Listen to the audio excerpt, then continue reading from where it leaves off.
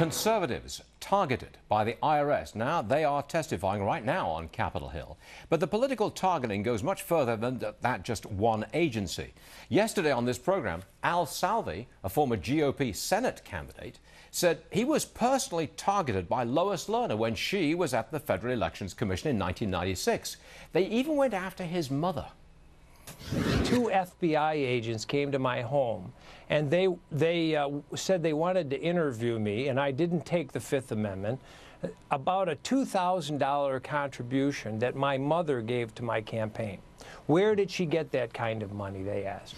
Well, that was new information first revealed on this program yesterday. Couple that news with new developments today. The wife of former IRS head Douglas Schulman has close ties to left-wing groups. Schulman was the same man that visited the White House 157 times. Let's bring in Michelle Fields from Next Generation TV. She is right here. All right, Michelle, we've gone through all of this, the extent of this targeting. My question to you is very direct. Do you think that it played a role and affected directly the results of last year's presidential election? I absolutely do. Look, the IRS dragging its feet on the tax-exempt status applications for Tea Party groups stifled conservative thought. It stifled conservative ideas at a time in 2011 when we were supposed to be having a national conversation about these ideas.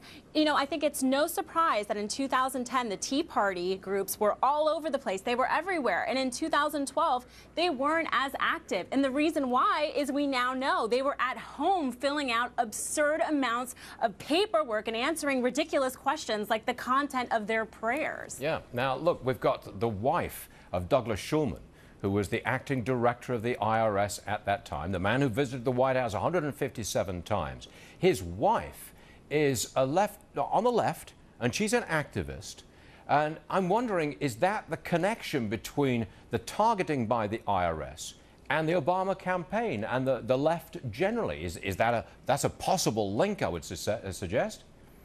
Well, I think a lot of these government employees are part of unions, and they take their marching orders from union bosses who tell them that Republicans are awful, they're evil. And this has an effect on an individual's personal beliefs as well as probably having an effect on the agency's mission. But look, I think it's very difficult to figure out what is the electoral impact that this has had in 2012. But I think if you look at a potential conservative donor, if you are a potential conservative donor and you're thinking of getting into the political sphere, you look at who's already there right now, like a Charles Koch. Charles Koch has become a household name, not because he has created thousands of jobs in America or because he stimulates the economy.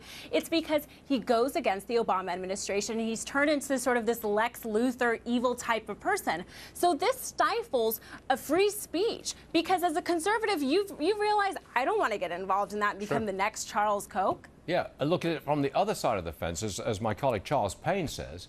Supposing we'd have known about this IRS targeting during the election, that would have affected the vote. Yeah, because not just conservatives, but independents too, Michelle. I mean, there's a lot of people out there who would find this kind of stuff despicable.